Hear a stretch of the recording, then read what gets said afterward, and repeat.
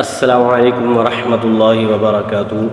میرے اس Islamic channel کے ناظرین، آپ سب کو میں خوش آمدید اور مرحبا کہتا ہوں۔ آج کی جو ہم حدیث پڑھیں گے والدین کی توہین کرنے اور اس کا سبب بننے کی مذمت۔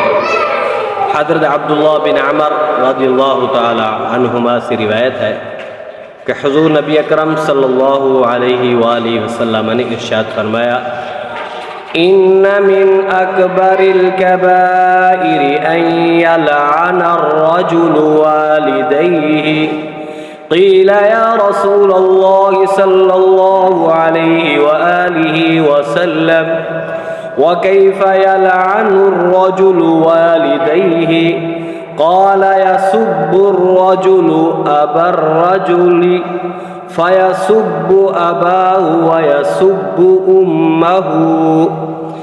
یہ صحیح بخاری شریف کے اندر حدیث موجود ہے۔ آئیے اس کا ترجمہ سماعت فرمائیں۔ یقیناً سب سے بڑے گناہوں میں سے ایک یہ ہے کہ آدمی اپنے والدین پر لعنت بھیجے۔ یہ ہو تو نہیں سکتا کہ کون بھیجتا ہے اپنے والدین پر لعنت، کیونکہ سب تو اپنے والدین کے ساتھ محبت کرتے ہیں۔ عرض کی گئی: یا رسول اللہ صلی اللہ علیہ وسلم، آدمی اپنے والدین پر لعنت کیوں کر بھیجے گا؟ کیسے بھیجے گا؟ یہ تو ہو نہیں سکتا۔ وہ تو اگر کوئی اس کے والدین کو گالی دیتا ہے تو وہ آگے لڑائی کرتا ہے، یہ تو کبھی نہیں ہو سکتا کہ کوئی اپنے والدین کو گالی دے۔ فرمایا آدمی کسی کے باپ کو گالی دے گا، وہ جواباً اس کے ماں باپ کو گالی دے گا۔ یعنی جب لڑائی ہوتی ہے، بچے لڑتے ہیں، ہم آپس میں لڑتے ہیں، تو ہم اس کے والدین کو گالی دیتے ہیں تو وہ ہمارے والدین کو گالی دیتا ہے۔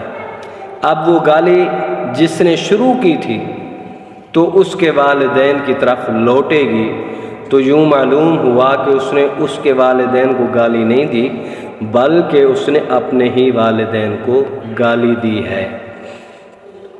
اولاد پر والدین کی تعظیم فرض ہے اور ان کی دل آزاری بدترین گناہوں میں سے ہے۔ جس طرح خود ان کی توہین کرنا حرام ہے، ایسے ہی کسی بھی طرح ان کی بے ادبی کا سبب بننا بھی ناجائز ہے۔ جب ایک شخص دوسرے کے والدین کو برا کہے، وہ جواب میں اس کے والدین کو برا کہے، تو پہل کرنے والا شخص اپنے والدین کی توہین کا سبب بنا۔ تو ہمیں چاہیے ہم کسی کے والدین کو برا بلا نہ کہیں تو ہمارے والدین کو بھی کوئی برا بلا نہیں کہے گا۔ تو اس لیے ہم سب کو چاہیے کہ ہم اپنے والدین کا بھی ادب احترام کریں، دوسروں کے والدین کا بھی ادب احترام کریں۔ یہ ویڈیو اچھی لگے تو ضرور سبسکرائب کریں، شیئر کریں اور لائک کریں۔